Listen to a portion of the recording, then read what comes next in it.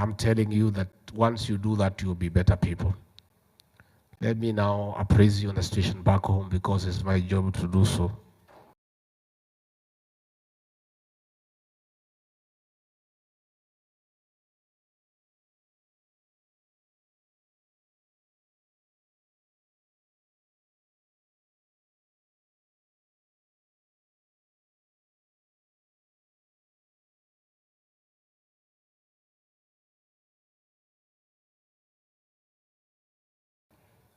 Mbele iko sawa. Iko sawa.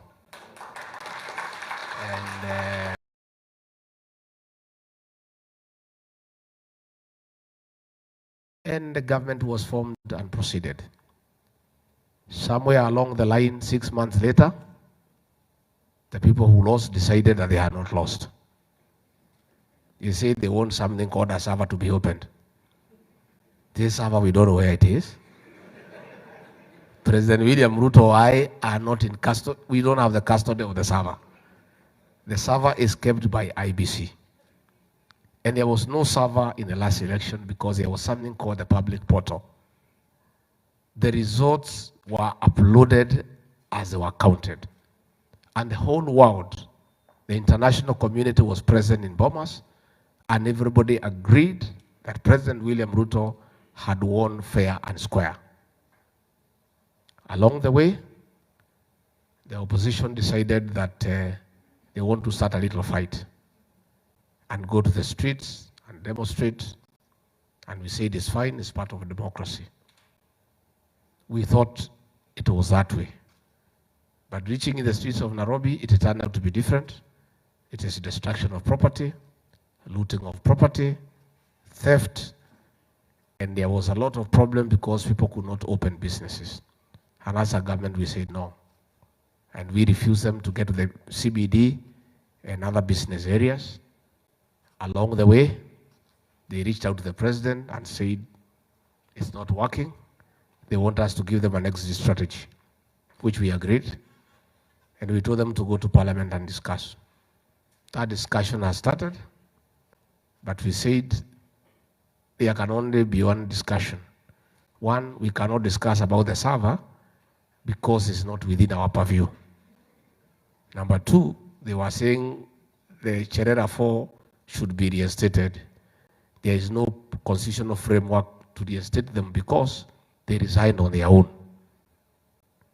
They were saying they want to discuss cost of living, a good thing, only that they were not sincere. Because when they were in government through the handshake, the cost of unga was 230, and they were not demonstrating then, and were not making noise. The cost of unga has gone down to 180, 170. As of this morning, it's 159. So it's just an excuse. So if anybody wants to discuss the price of unga, the cost of living, there are constitutional provisions how to do it in the National Assembly, where the budget making process is done and they are represented in Parliament. Where the finance bill on taxation is discussed, they are represented in Parliament. So issues, cost of living, the arena of discussion is the National Assembly. So we are only left with one issue, the IBC. Let that discussion go on. And what will be the outcome? The National Assembly and Senate will decide and will be able to make progress. The only thing we have said, there will be no handshake. There will be no handshake. Because once beaten, twice shy. The handshake nonsense was the worst experiment for the people of Kenya. Because it came up with a mongrel of a government. You don't know who is government, who is in opposition. So there was nobody to oversight government. And that led to plunder of resources and theft. COVID-19 billionaires, the haste of COVID-19, money meant for sick people was stolen at that time. There was nobody to say anything. Government was borrowing money at 14%. From banks owned by those in government, there was nobody to say anything. 6.1 billion was stolen from Telcom, there was nobody to say anything. 34 billion shillings was stolen from fuel subsidy. There was nobody to say anything. President William Ruto is saying a strong opposition is good for any country. We want a strong opposition. We don't want opposition to join government. Let the government remain in place and let a strong opposition keep the government in check. The president has written a memorandum to Parliament recommending that Parliament consider to create the office of the leader of official opposition so that the person who is today in opposition can criticize government from the dignity of Parliament. He doesn't have to go to the streets. He doesn't have to wear a sufria on the head to check government. Let it be done in a dignified manner where he has government resources, he has researchers, he has staffers, he has vehicles, he has funds. Because a strong opposition is good for the country.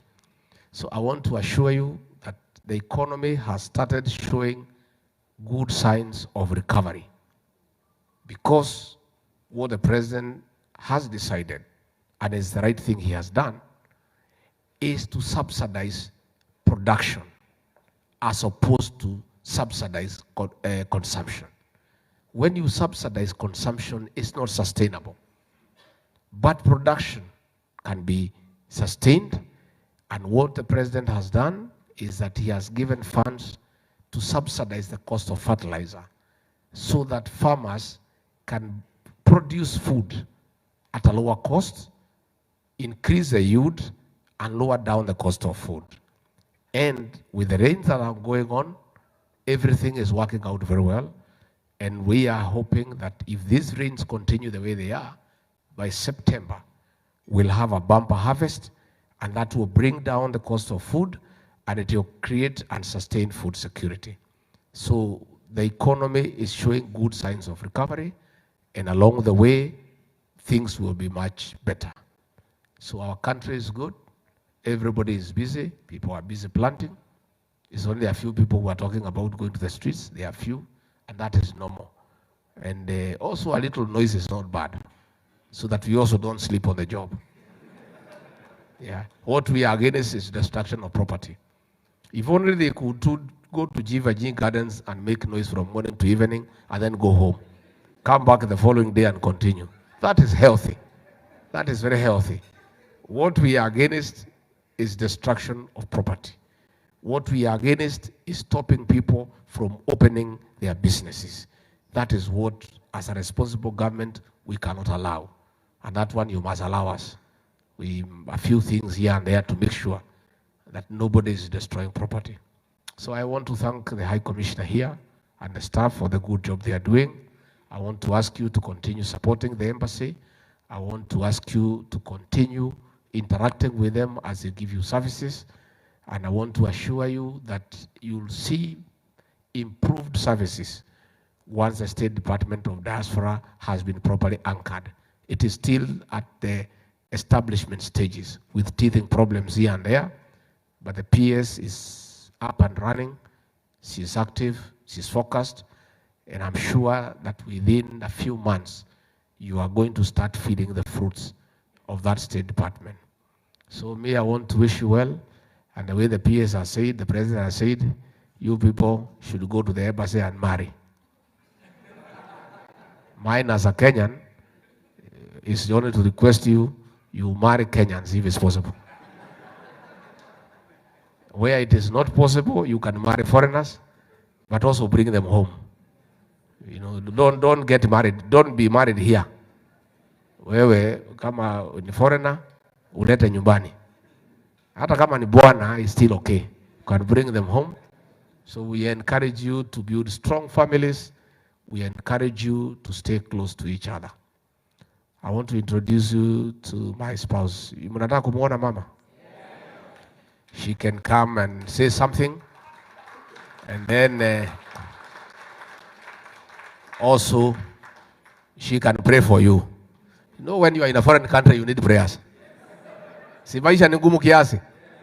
So that she can also pray for you to strengthen you. Pastor Dorcas.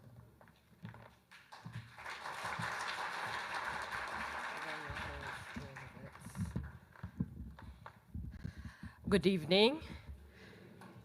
Praise the Lord. Are you okay? You are looking like tunasema Kenya ni sawa. Na Wakenya muko sawa. And it is okay and it's gonna be okay. As long as you keep your faith and allow yourself to believe and to hope.